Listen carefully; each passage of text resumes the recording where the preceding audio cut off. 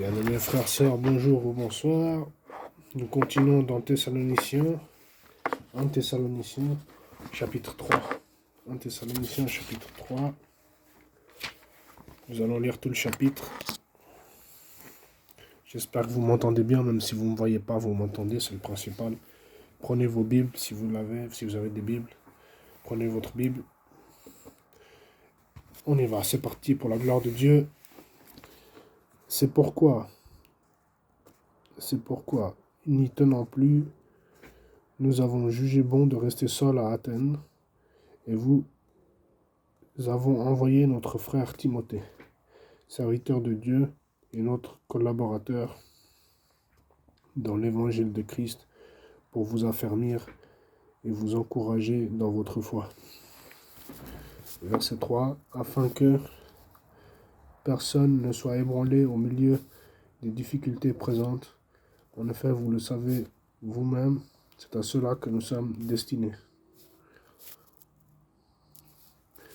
Verset 4, de fait, lorsque nous étions chez vous, nous vous annoncions d'avance que nous allions connaître la persécution, et c'est ce qui est arrivé, comme vous le savez.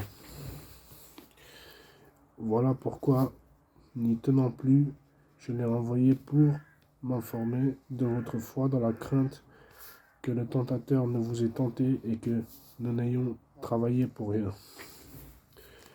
Verset 6. Mais Timothée vient de nous arriver de chez vous, et il nous a donné de bonnes nouvelles de votre foi et de votre amour.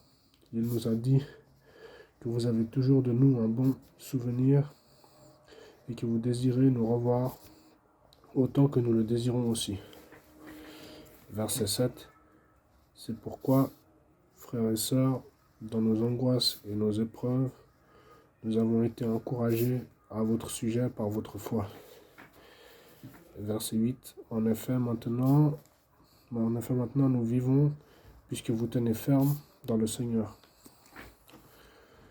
Comment exprimer en retour toute notre reconnaissance à Dieu, à votre sujet, pour toute la joie que nous éprouvons à cause de vous devant notre Dieu? Verset 10. Nuit et jour, nous le prions avec beaucoup d'insistance de nous permettre de vous revoir et de compléter ce qui manque à votre foi. Que Dieu lui-même, notre Père et notre Seigneur Jésus-Christ, dirige notre parcours jusque chez vous. Verset 12. Que le Seigneur fasse grandir et déborder l'amour que vous avez les uns pour les autres et pour tous les hommes, à l'exemple de celui que nous avons pour vous. Qu'il affermisse aussi votre cœur pour qu'il soit irréprochable dans la sainteté devant Dieu notre Père lors du retour de notre Seigneur Jésus avec tous ses saints. Et je vais relire le verset 3. 1 Thessaloniciens chapitre 3, verset 3. Afin que personne ne soit ébranlé au milieu des difficultés présentes. En effet, vous le savez vous-même, c'est à cela que nous sommes destinés. Afin que personne ne soit ébranlé au milieu des difficultés présentes. En effet, vous le savez vous-même, c'est à cela que nous sommes destinés. Voilà, frères et sœurs. C'était 1 Thessaloniciens chapitre 3. J'ai lu tout le chapitre. On avance dans les épîtres de Paul, on progresse, on va de l'avant par la grâce de Dieu et qui nous aide encore à appliquer sa parole, à être conduit par le Saint-Esprit, à obéir à sa volonté, pour ne pas être ébranlé, comme il dit, dans 1 Thessaloniciens 3, au milieu des difficultés présentes, pour tenir ferme dans la foi, dans l'obéissance au Saint-Esprit, dans l'amour, très important l'amour, le plus important c'est l'amour, dans la foi et dans l'obéissance parfaite.